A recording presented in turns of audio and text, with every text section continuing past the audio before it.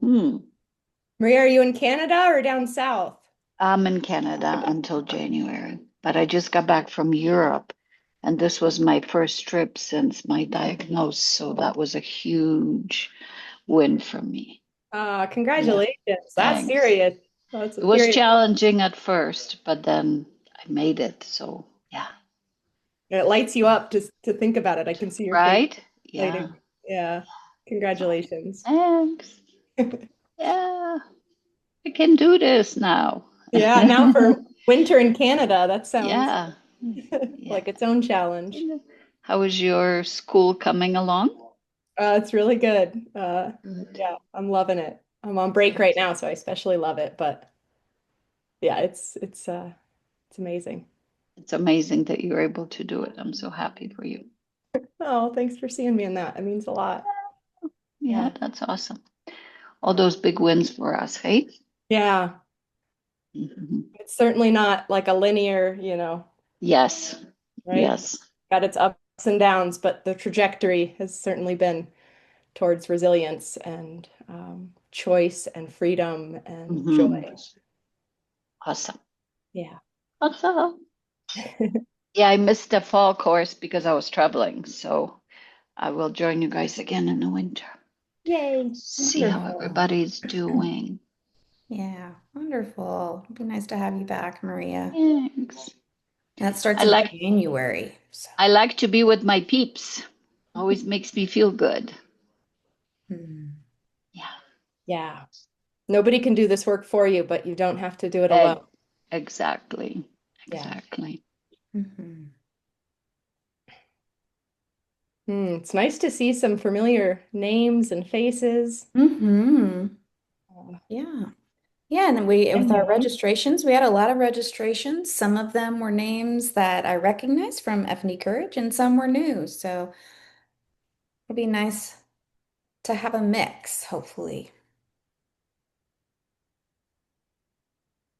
So we'll give everybody just a couple more minutes. Dr. Munter, a couple more minutes. People are still coming into the waiting room.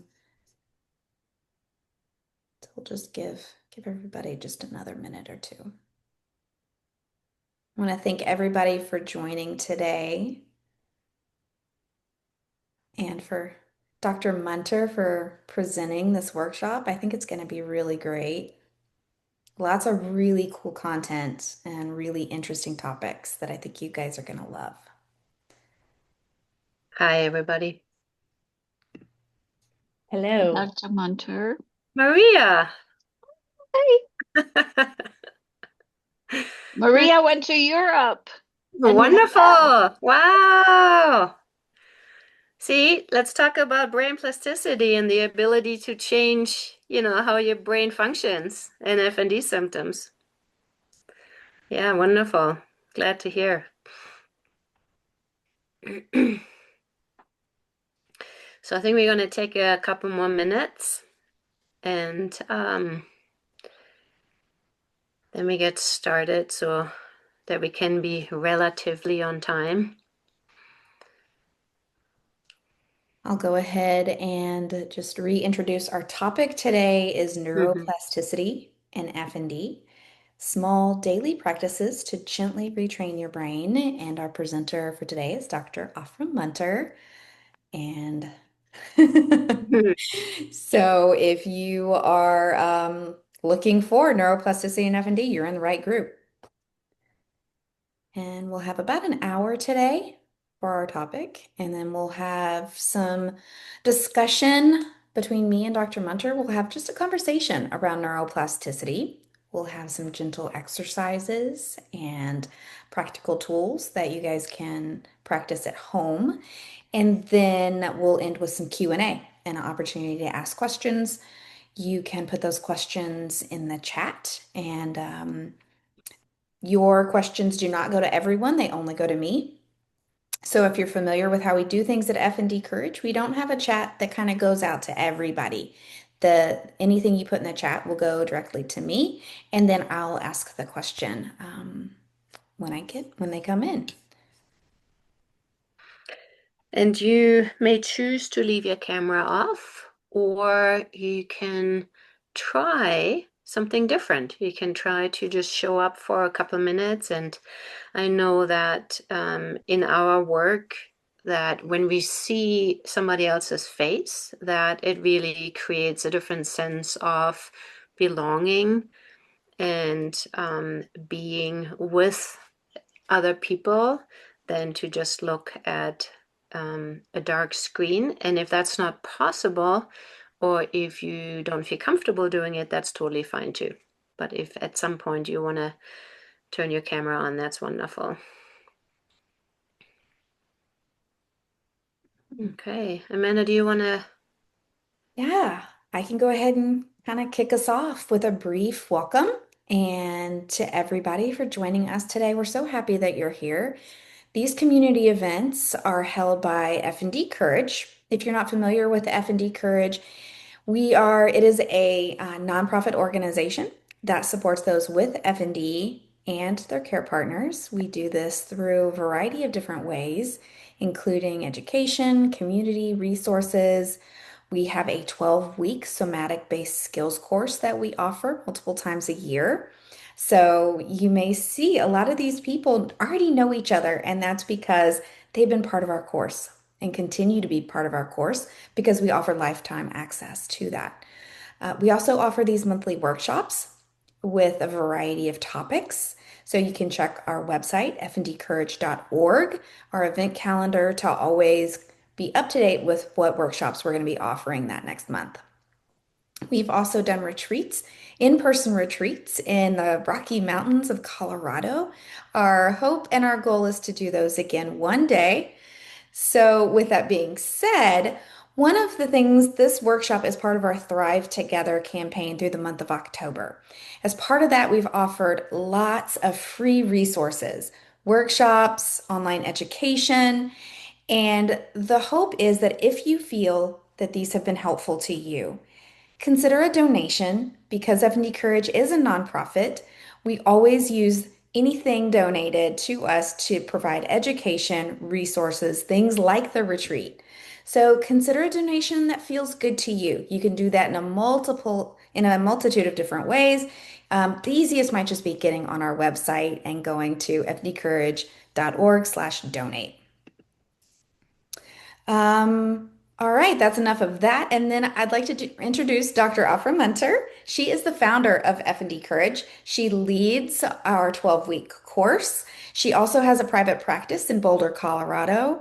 Welcome, Dr. Moenter. Thank you so much for being here today. Thank you, Amanda. It's so lovely to be here. I have to confess, I usually pick topics that I'm really interested in. So it's something that I've been really diving into, neuroplasticity.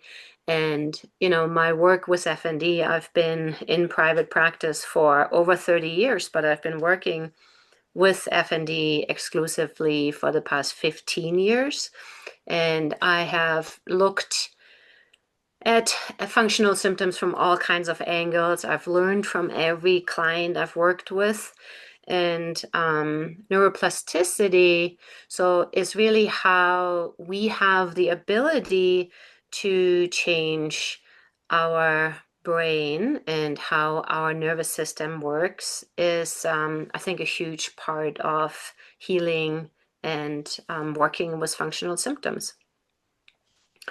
So Amanda and I, we thought we can do this today in more of a question and answer format. And if something comes up for you while we have a conversation, you can put it in the chat and we will get back to that afterwards. Or you can afterwards just raise your hand and ask a question to us or contribute something that feels helpful to the community. So why don't we start there? All right. So I'm going to spotlight for Mm. everyone Dr. Moenter and myself, and we're going to just have a conversation around neuroplasticity and FND. So I'll ask Dr. Moenter some questions and she'll answer. So let's start with neuroplasticity. Some people may understand this term, some others may not be familiar with it. So what is neuroplasticity, Dr. Moenter? So, neuroplasticity is something that we've known about for a long, long time, but there was always this idea that, um, at the age of about 25, we are done growing and changing our brain and how it operates. And now what we're seeing is that we actually have the ability to do that throughout our lifetime.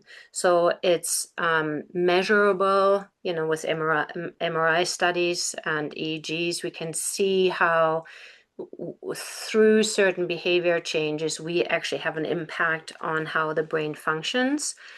And when we look at FND, I think it's really important to keep that in mind and to say, um, yes, this is really hard. Yes, this is very scary. And you actually can do something about it. And we can offer tools for you to do so. So we will talk a little bit today about that, like how specifically can we do that? And Maria, thank you, Kathy. Maria, can you turn off thank you, your mic? Thank you. So we will talk about that a little bit today, how specifically that's possible to do that, not just for FND, but in general for our lives. I've been practicing this specific method for quite a while. Okay. All right. So you say in the course, in the F&D Courage course, Mm. you say neurons that fire together wire together. And you talk about the power of attention. I was actually listening to a podcast just the other day featuring Dr. Amishi Jha, who wrote a book called Peak Mind. And she focuses her research on mindfulness and attention. Can you talk a Mm-hmm. little bit more about attention? Yeah, so there's a ton of research also in the medical community, right? How what we focus on, what we pay attention to, those areas in the brain actually deepen and develop and increase, where the increase in the firing of the neurons.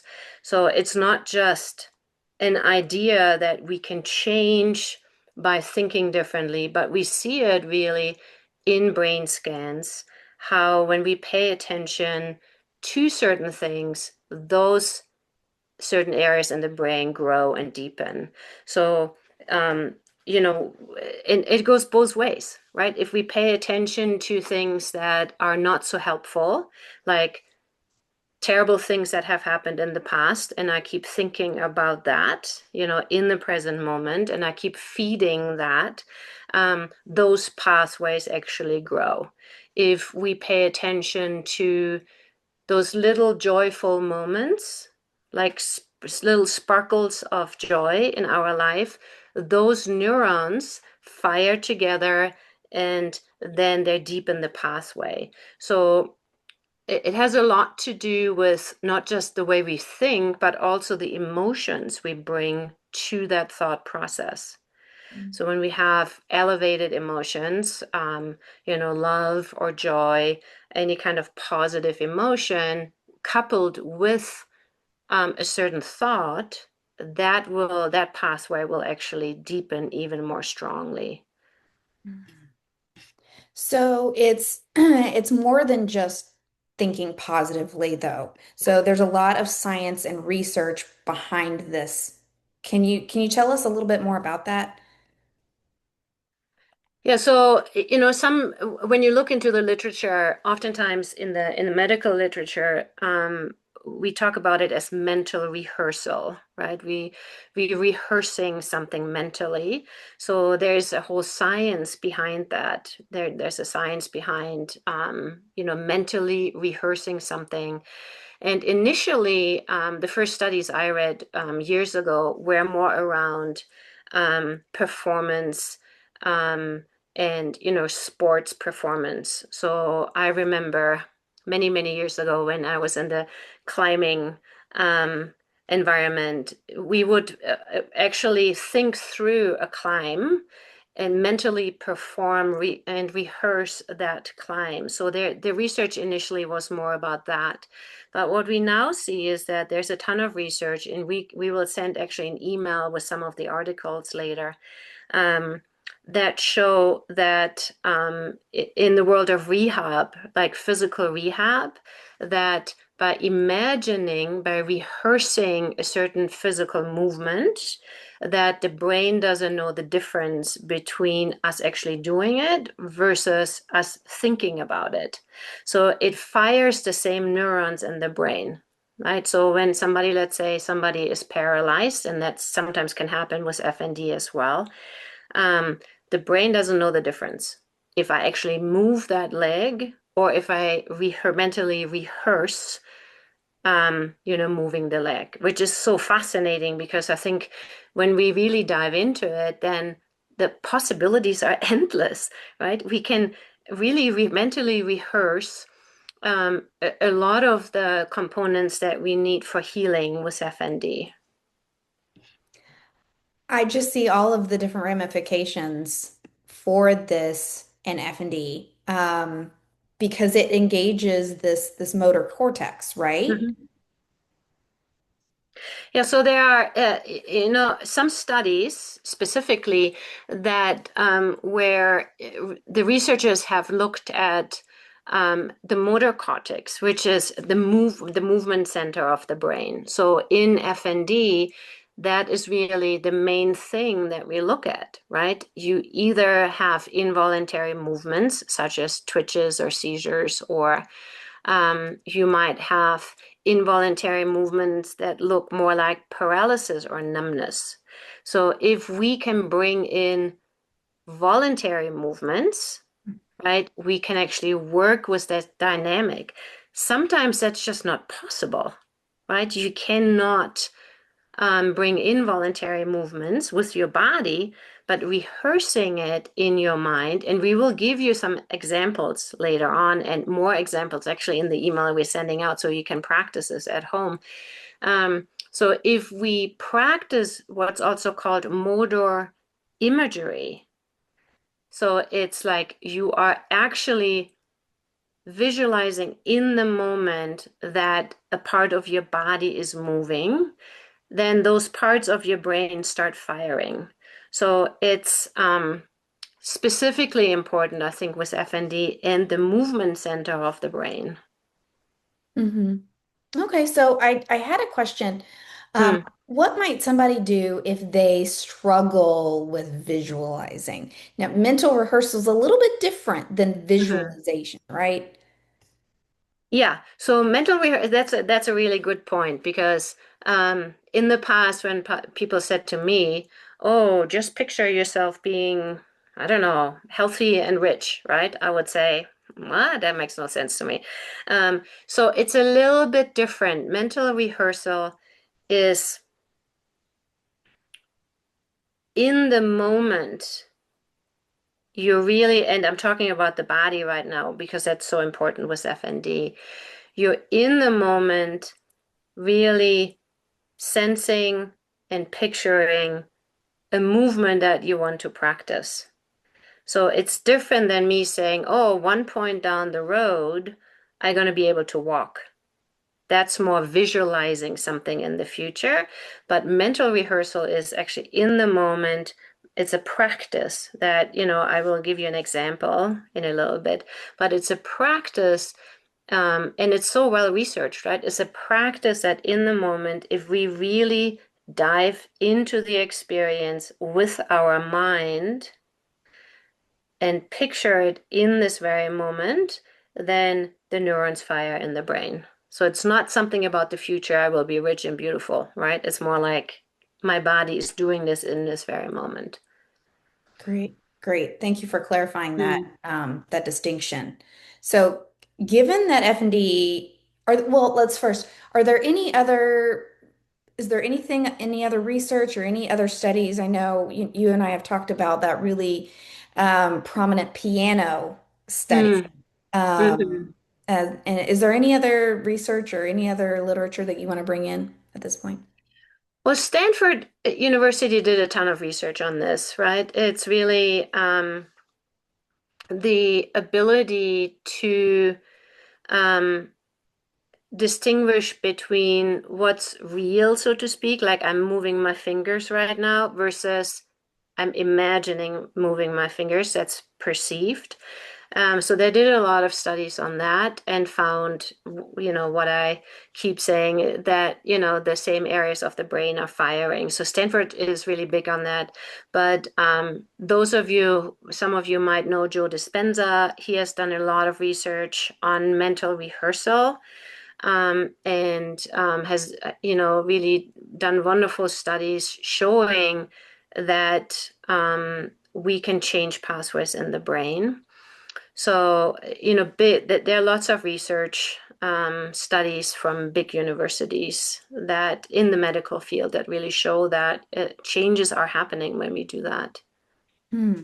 It's so interesting. So specifically for F&D then, Mm. and given that F&D involves how the brain and the body communicate, could Hmm. this research offer insight into ways that people with F&D can strengthen or retrain that communication pathway?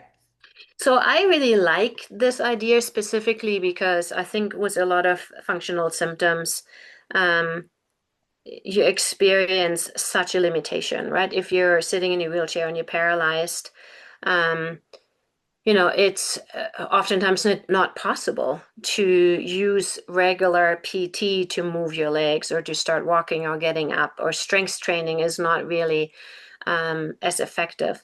But with the mental rehearsal, you can do that no matter what, no matter if you sit in a wheelchair. Um, and have difficulty getting up, you can actually rehearse that getting up mentally, and you can make your brain fire while sitting in the wheelchair. That makes me think of something, you know, that we started doing in the world of FND, is using virtual reality, right? So some people use virtual reality. I've used it in my practice. So it's a little bit similar to that, right? So it's like your body will respond to what you see on the screen, even if, your mind in the moment is saying, I can't do that. So we're offering an alternative, right? I'm not saying, and those of you who know me know this already, but FND is real, right? It's not happening in your brain. So we're not overriding a thought, but we're actually changing physiology in the moment. And with the mental rehearsal, it's very similar to that. So we're changing actual physiology by stimulating areas in your brain that are really hard to engage with when you have 50 seizures a day, or you have a functional tremor, or you're sitting in a wheelchair. So it's like a more accessible way to work with those areas of the brain. Hmm. Yeah, I think you see a lot of times there are the videos or the images of the neurons reconnecting Hmm. and like firing and wiring together, and that's what neuroplasticity is all about. And that's why Hmm. we're providing this event today, is to show that no matter how old you are, your brain can continue Yeah. to change and grow, and you can change the neural pathways. If that Hmm. makes sense. Yeah. And through repetition, right? I mean, if I picture it once, it's probably not going to do much. But if I create a daily habit of performing, rehearsing and increasing your repetition, then those pathways in your brain actually deepen. And then, the whole nervous system naturally will follow that pathway that's more helpful. Okay, so it's not about a one-time fix. It's not going to happen overnight. If you've had, especially if you've had FND for several years, it Hmm. might take a while to retrain your brain. Hmm. Amanda, should I ever find a one-time fix, I will post it online for free. So, yeah, no, but that's what it is. It's like, creating habits. So we, in the course and in my practice, we talk a lot about mindfulness and creating habits, right? But it's the possibility and the desire to actually change what's happening with our nervous system, and we can do that over time. So I think that this is all fascinating, and it's also a hard concept. So maybe actually looking at an exercise and walking through an exercise might help some of our participants understand a little bit more about mental rehearsal. And so you wanna walk us through an exercise? Yeah, and I think you're right. When you and I, when we started talking about this, so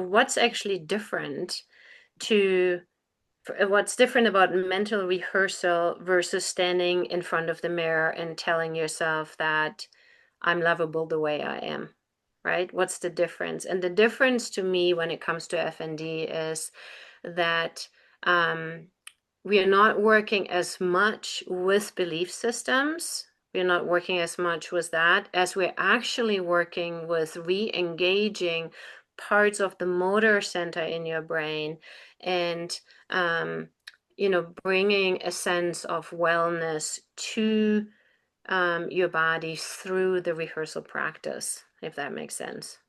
Yes, it does. It does. All Okay. right. So is it good to walk through this exercise now?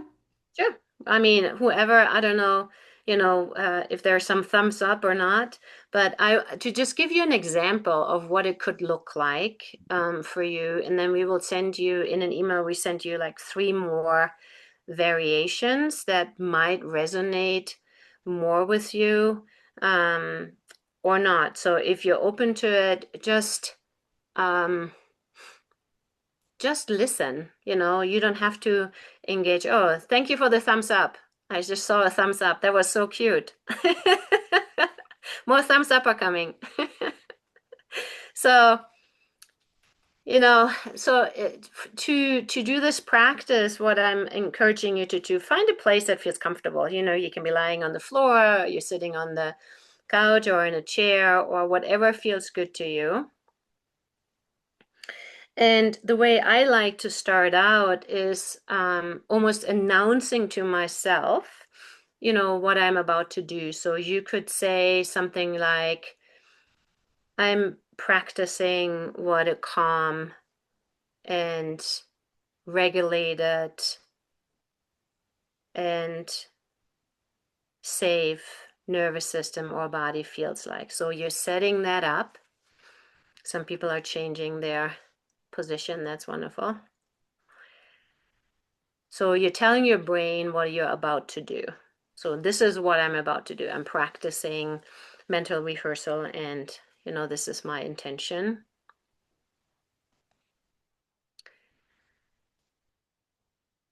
I'm just going to wait until everybody has settled.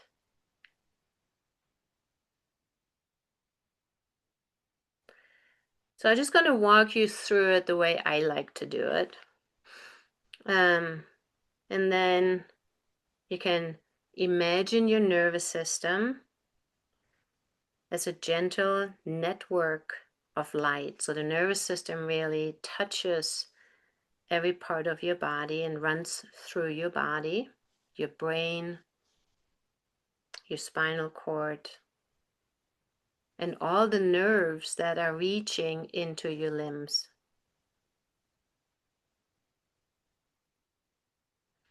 And with FND, sometimes you might feel disconnected from certain areas, or they might feel shaky or numb. So imagine gradually those areas coming back online. It's like, oh, they're lighting back up. You're reconnecting.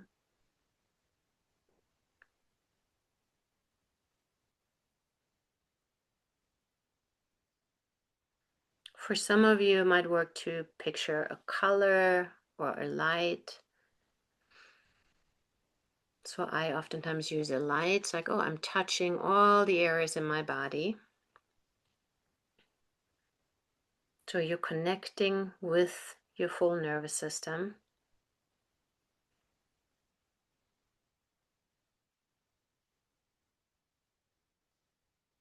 And you can shift to your breath if that feels okay and comfortable. So with the inhale,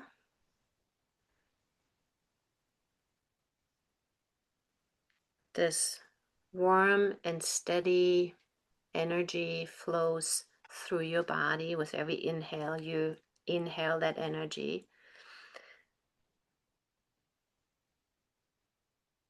And with the exhale, I like to let go of tension or blockages or areas where I am sensing some kind of misfiring. So you inhale, you bring in ease and calm. And with the exhale, you can let go of anything that doesn't serve you.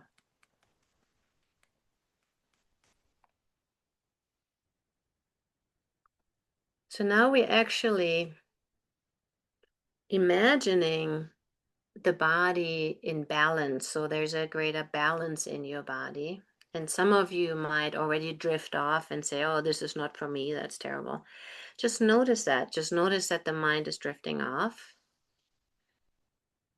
So what you can do, though, is connect with one area in your body where you feel like your functional symptoms are challenging. Your functional symptoms are not allowing you to fully live the way you want to. So if you have a tremor, for example, imagine those muscles to soften.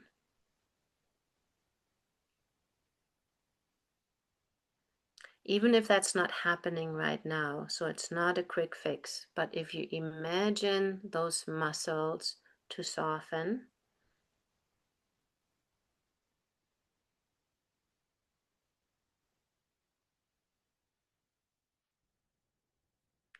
and stay with that image.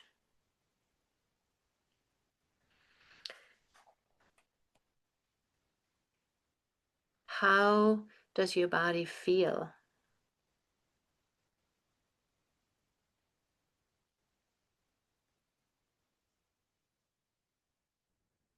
What does your breath feel like?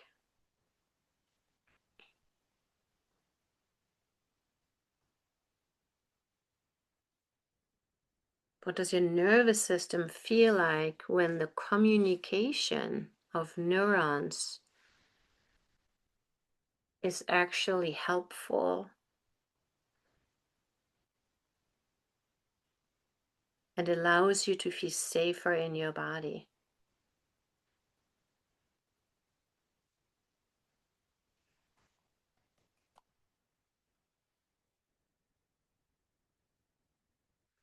So one really important piece in mental rehearsal is to anchor the physical sensation with a positive feeling. So if you right now can get in touch with your heart and bring in a sense of gratitude or a sense of love for somebody,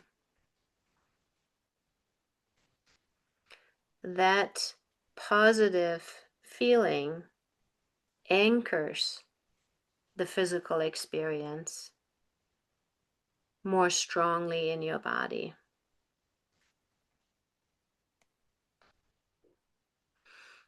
And just notice right now, if you followed this little exercise, notice right now what your body feels like. You might say nothing changed, which is fine. You might say, oh, there's a greater sense of ease. or I'm more present, or you're tapping into what's possible. So you're tapping into possibility of the future and what you can create.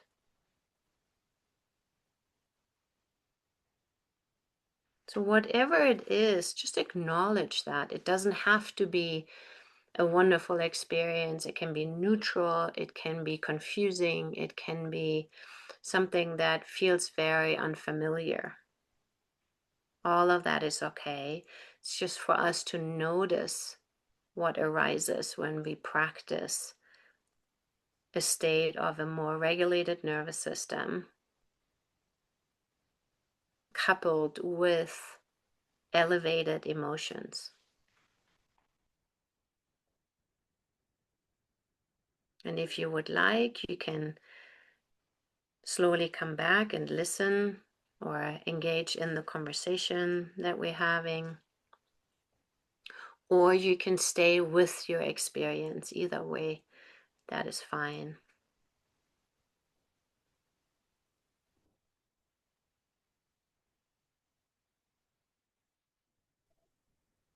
Thank you so much for that, Dr. Muenter. You're welcome. So, what I would like to do is have some time to share practical tools, to share, to come into a space of Q&A. People can ask questions. We can, I know there are people from our FND Courage course that have been doing this work for a while and might have some of these daily habits or mindfulness practices that might be helpful. So we're going to take the spotlight off Dr. Munter and I now. Good. All right.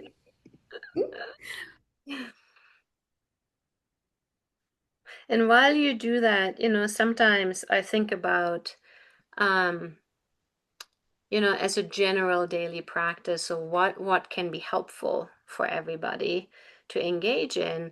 And there's this, and some of you might know the story, but there's a Cherokee story of the two wolves, where a grandfather has a conversation with his grandson. And the grandfather tells the grandson about two kinds of wolves that exist within us. So it really is about the struggle of our mind. And the first wolf is about kindness and compassion and love and peace. And the second wolf is more about, something that is less helpful. So it's about resentment and anger and greed.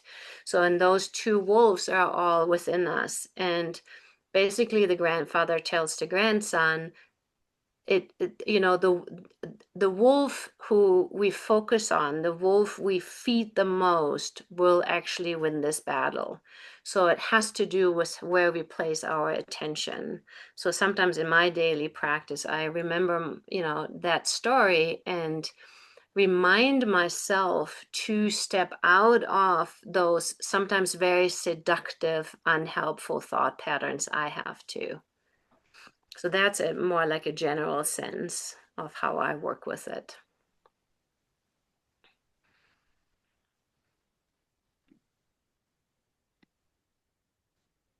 I have a reflection and a question.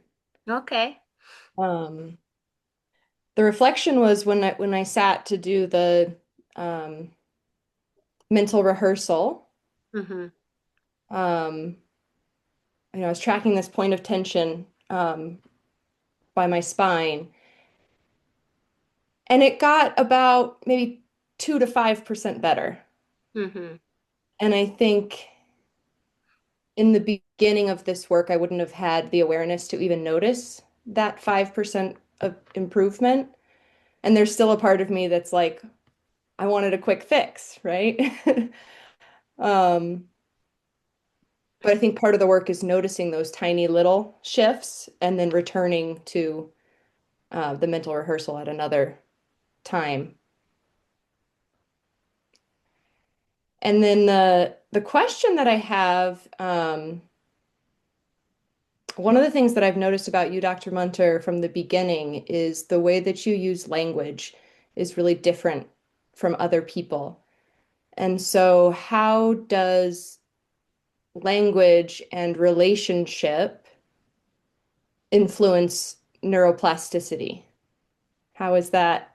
Uh, that's such a great question. So I think it has a huge impact, right? Because the words I use throughout my own day, and oftentimes, I lose my sense of mindfulness around language, right?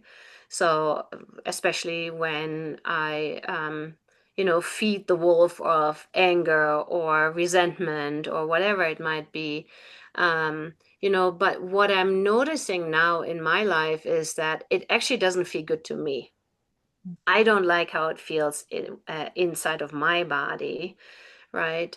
And that's why I changed the language around it, which also has an impact on relationship, right? So, if I can come into a relationship with a sense of um, kindness toward other people. And again, I oftentimes fail, right? But if I can have that intention, then I set the stage for a more regulated nervous system. And that, Kathy. I just have this funny question. It seems like when I do these things, what happens is my body just wants to completely almost shut down. I want to almost pass out. And, I can get into that place, but it's not going to do me any good if I'm so woozy that everything just doesn't, work. So what you're saying that if you practice more a sense of kindness and compassion in your language, your body shuts down? No, my body Sorry. shuts down when I try and get into these mindful places that you're talking Ah, about being able to recognize a symptom and say, okay, and kind of go into that place where, oh, my arms are achy or my chest is achy, or, even listening to a lot of this, my body seems to say, wait a minute, I want to deal with this at all. I uh-huh, want to, drift off into space somewhere. uh-huh. So yeah, it's It feels safer to dissociate sometimes. yes, Yeah. yes, So, do you want my recommendation? sure. Okay, here's my recommendation.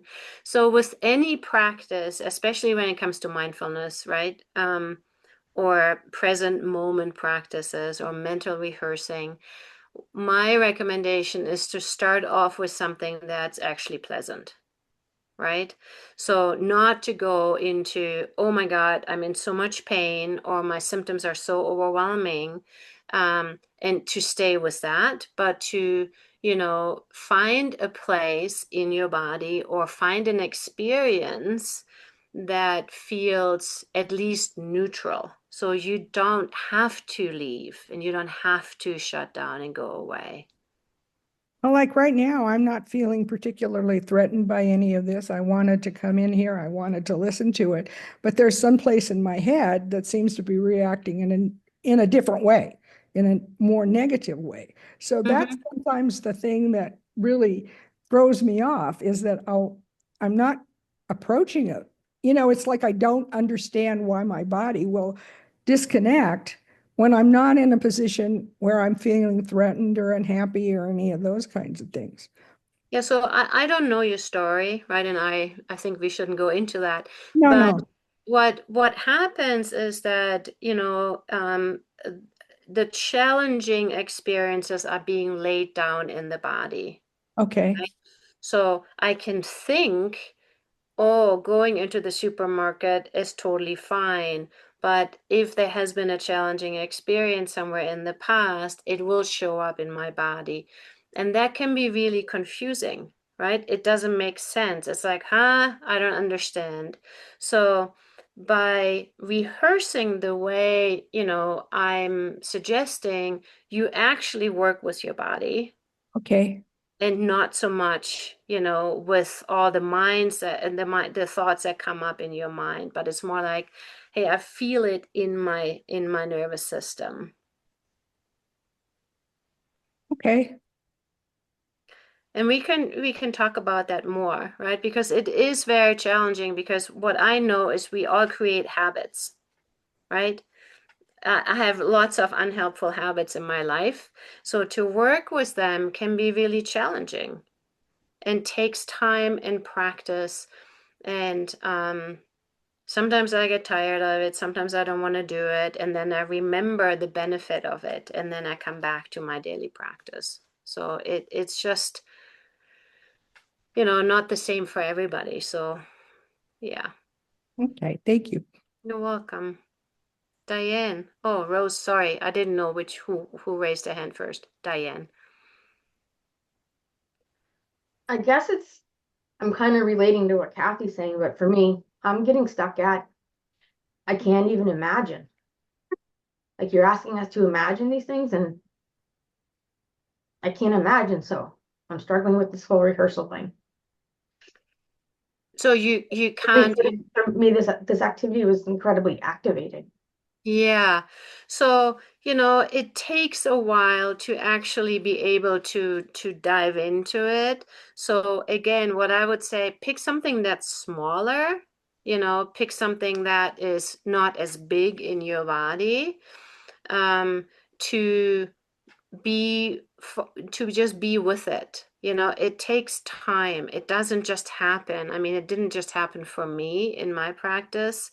And the mind likes to drift off, or I get distracted, or it feels so uncomfortable, I want to dissociate, right? Like what Kathy just described.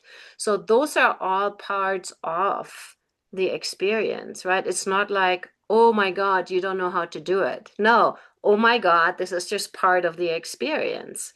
And to stick with it and to create a new habit over time, the pathways in your brain will change. And it's hard. I don't know if that answered my question. Okay. Do you want to rephrase your question so I may better understand? I don't know how to imagine anything. So you have a hard time picturing a different future, or you have a hard time being symptom free, or yeah, okay. I couldn't even imagine my body or the nervous system lighting. No pictures came in my brain. Yeah, okay. So, and I see and I feel right now how hard that is for you. I feel that there's a lot of emotion coming up for you, right? Yeah. So my my recommendation would be, and I don't know if you have somebody in your life, right? But a therapist or somebody who you trust to really work with that and to open up those parts of you, the doorways for yourself to slowly be able to do that. Maybe that's the first step to say, can I dream about something? Can I daydream? Can I go, and picture myself being healthy? So that would be like a more personal process for you to do. Okay, Yeah. thank you. You're welcome.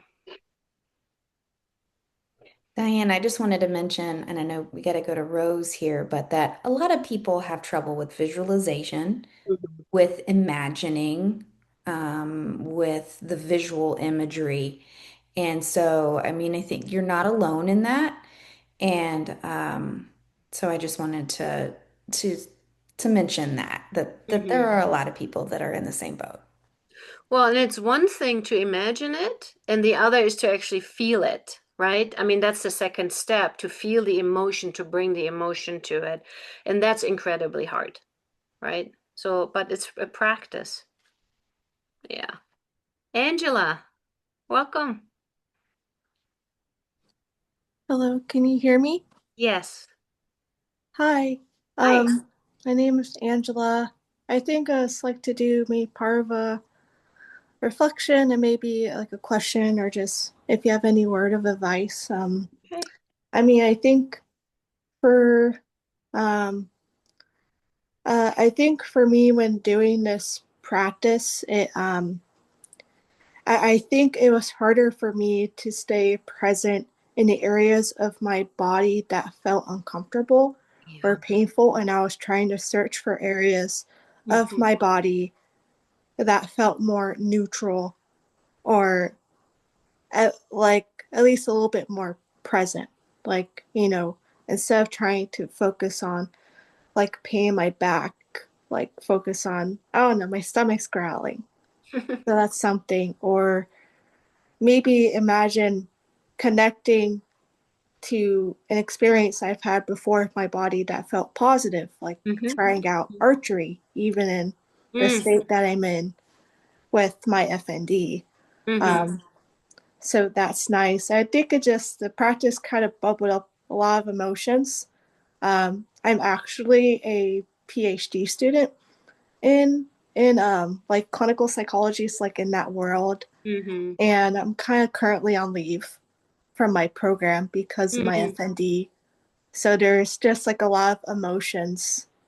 Um, I think of like some sadness and grief that I'm not in a place I want to be, and I really miss being in my program, being in my PhD and stuff, Yeah. and having very complex feelings with my body and with the FND, because I think a lot of time I see it as the hurdle that, like, oh, you stopped me from doing this.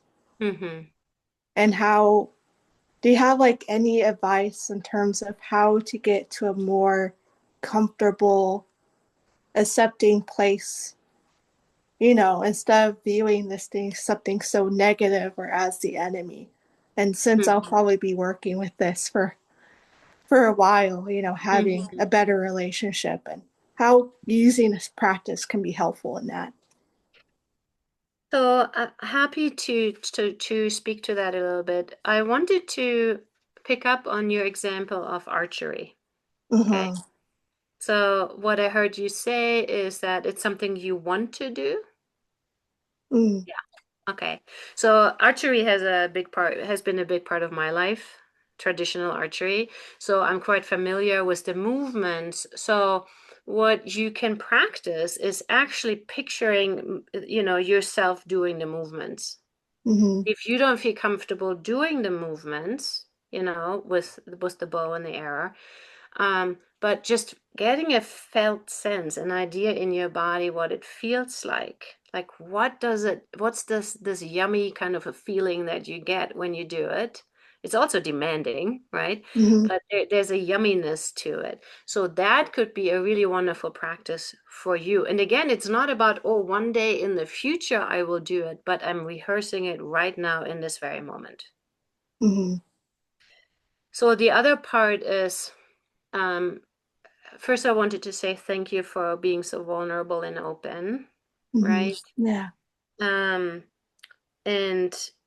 FND can be very lonely and confusing. And, I can imagine that you're saying, wow, I'm in this field. How can this happen to me, right? You're studying psychology. But, the reality is that it can really happen to anybody. And to me, it has a lot to do with a more sensitive nervous system. And I'm using that word in a good way, right? You're probably more of a highly sensitive person. That's probably also why you picked the field. So, your nervous system is more sensitive to the world, to other people, and the way you process is more deeply. I don't know if that's accurate. That's my assumption about you right now.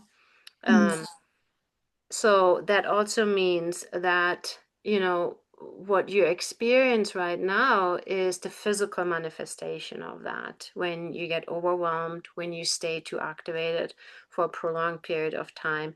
PhD programs can be very demanding, right? Yeah. Been there. So my recommendation would be to say, bring more kindness toward yourself and know that FND is not a chronic condition. I've worked with thousands of people, and they're all, they live a full or fuller life than they had when they came. Or, I see it in the FND Courage community. People come to the course, and just the community that we have Rose is a PhD student, right? So, so there is that to see how other people live with and understand FND as, something that's very challenging, but that it can also open up doors for you to be gentle and kind to yourself in a way that you might not have been before. Mm. Thank you. You're welcome. Rose, did you have anything? You had unmuted at one point. Yeah, I feel mostly just like I just want to start with gratitude because every time I'm part of one of these F&D courage conversations, it comes back to this feeling of not being alone in it, and that is so healing. And I really related with what Kathy was saying about, and Diane was seconding of this, sitting down to do a meditation or a rehearsal or some kind of really targeted practice. And what I was able to do today was not what I could do in the beginning. Yeah. And like you, Kathy, I would turn on one of the F&D courage meditations and then immediately like get flooded by all of these old memories and physical sensations. And early in your conversation, Dr. Munter, you talked about when we pay attention to the past, we deepen those memories or those parts of our brains, those neural connections. Um, I think the part that I struggle with is kind of a history of this. It's not real, it's in your head. Hmm. So then to try and imagine something that's not real is like this inner conflict of like, um, and that's part of where the overwhelm comes. And so what I have found to be helpful is, Rose, I know you well. May I interrupt you for a second? yes, interrupt me anytime you want. Okay. You just said imagining something that's not real, right? Yeah. And to me, what that means is that it's nowhere to be found in your body or in your nervous system. A healthy state of nervous system doesn't exist, Mm. but it does. It does exist. And you actually know this from experience because, you came from having symptoms to where you are now. So I think to really look at how we think about it, right? That's not possible. Yeah. Maybe a more accurate way to put it is like you were asking us to find this sense of calm within our Mm, body. And I now know that that sense of calm is always there, and mhm. I know how to touch it. But in the beginning, when I would look for that sense of calm, what I would find is all of this signals from my body screaming, "We're not calm. Things are not calm in here." And so to kind of like say, "No, no, no, we're calm," is this like conflict. And so instead, I feel like now it's more like sweeping away the yes, the overwhelm's there. Yes, the anger's there. Yes, like these old memories are there. And with practice, I've come to like find the calm kind of under that or alongside that. So now I can be like, um, experience calm while also experiencing Yeah, frustration. that's it. Both can be true. Both are true. So it's never like, oh, now I'm totally calm because, the guide told me to be calm. And I think a big part of that was your advice. I used to start out with, some quiet and sitting on the floor and then feeling overwhelmed. And I started to color, like get a coloring book and listen to the meditation at the same time. And so that's bringing a little bit of voluntary movement. And it's kind of like this side eye or like I'm not, I'm not putting so much pressure on myself to like be calm, but rather this like, yeah, looking at it a little bit from the side. Uh, Mm-hmm. and in that, like what I started with was gratitude for community, is that when I feel that overwhelm, I remind myself of all these other people that I've met who also feel overwhelmed by sitting still. And then I feel less alone in it and more like, okay, yeah, I'm not alone in this work. I'll check in with these people next week. And, Uh-huh. And then the final point I want to make is visualizing a sense of calm is harder, I think, than visualizing like what you started with of like climbing a route on a climbing route. Um, so one that I found really helpful is, on a really good day, I go and walk around the lake. But on a day that I'm struggling more, I visualize just the first step. So I visualize sitting down on the bench and putting on my shoes and just visualize the shoe part of it. And then just like that, maybe that's enough for that day. Maybe that's enough practice for that. Yeah. And then to Angela's point of the PhD, I recently got back from some training and I was overwhelmed and I spent like most of a day face down on my yoga mat with a bolster under my hips. And I could feel this, like the assignments are piling up, right? Like I'm going to be turning these things in late.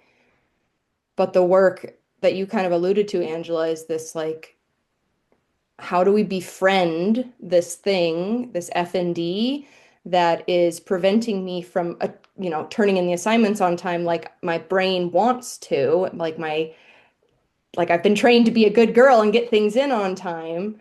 But I actually like I remember laying on my belly for like a full day after getting back from this training. And then when I did come to class, I was able to share that experience, and many of the other people who were looking for their PhD too hadn't developed that skill yet. They had stories of pushing through and turning their stuff in, but they were complaining of, different pains in their bodies. So I wish I had a nice bow to put on the end of this, but it's just the main thing.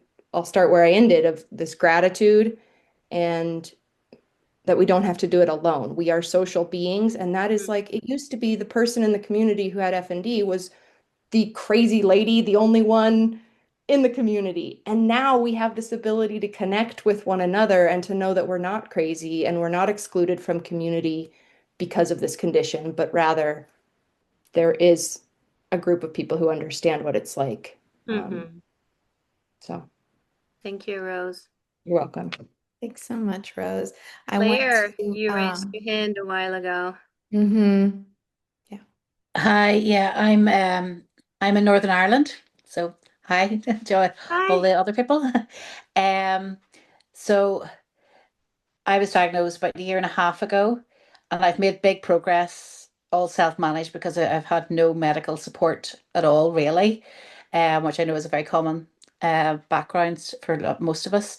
Um, and instinctively, whenever I've been having a bad day, I have been doing the just imagining myself just getting up with a smile on my face and walking on as an instinctive thing rather than that's something that I've learned somewhere.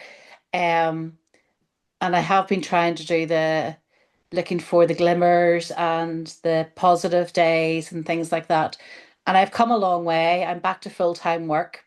But the problem is that I fall apart in the evenings, then my poor husband has to pick up the pieces and at weekends and all that. So I'm looking into getting like one day a month of a rest day, that kind of thing. But that's besides the point. My question actually is then, so I'm having a lot more good days than bad days now.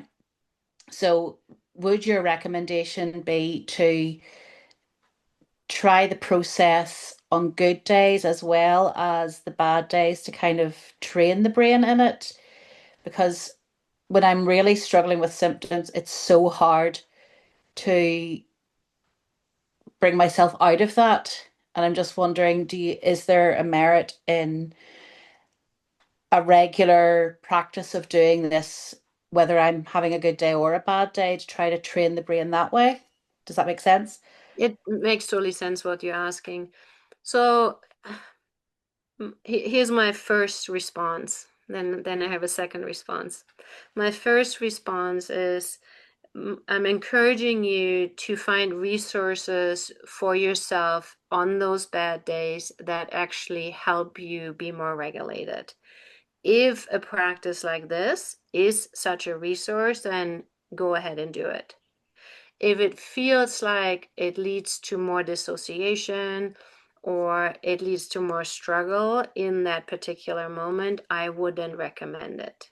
Because what I would want for you in the moment is to actually feel more resourced, and then try, and you have more good days than bad days. That's why what I'm basing this on, right? And then to say, okay, let me actually have some self-compassion that I don't have to do this and push through, because oftentimes that's part of what's happening. People push through, right? So Yeah. yeah, you're smiling, you know what I'm talking Yeah. about. So that's why I say that to you, right? You're not going to lose progress, or you're not going to, have this for forever, because you give yourself a few days of self-compassion and say, I rather, sit outside, or I rather spend time with somebody then. And that's part of finding that balance, right? As soon as you feel like you're pushing through, I'm not a fan of it. Yeah. Okay. Thank you. You're welcome. So we have Helen, and we want to get to Helen's question, but I do want to mention it's 2:06. So if you do need to jump off, as with any time during this, you're more than welcome, and it is recorded, so you can always watch it again later. And just briefly, since it is after 2, if you do, I want to mention the FND Courage course. If you learned a lot today and you want to continue being part of community and learning about the resources, there's a whole week dedicated to resourcing. And so the 12-week FND Courage course starts in January. As a thank you for attending our session today, you will receive a 15% off coupon code for the next session. So if you've not taken FND Courage before, in the follow-up email from this session, you will receive a 15% off coupon code and instructions on how to apply that. Well, I wanted to thank everybody for making a choice to come here, right? It's always a choice how we spend our time. So thank you so much. If you are interested in the nonprofit, reach out to us. If you're interested in my private practice in Boulder, Colorado, you may as well reach out. But we do offer these events at no cost on a regular basis. You can come and join us as many times as you would like and get a better feel for who we are. And I hope you all will have a wonderful rest of your Saturday afternoon or morning, depending on where you are. And it was lovely seeing you, Amanda. You just put my website, my practice website, in the chat. We can also send that out in an email. And I would love to see you again, everybody. You have a wonderful weekend, and have a good exploration of maybe using this practice.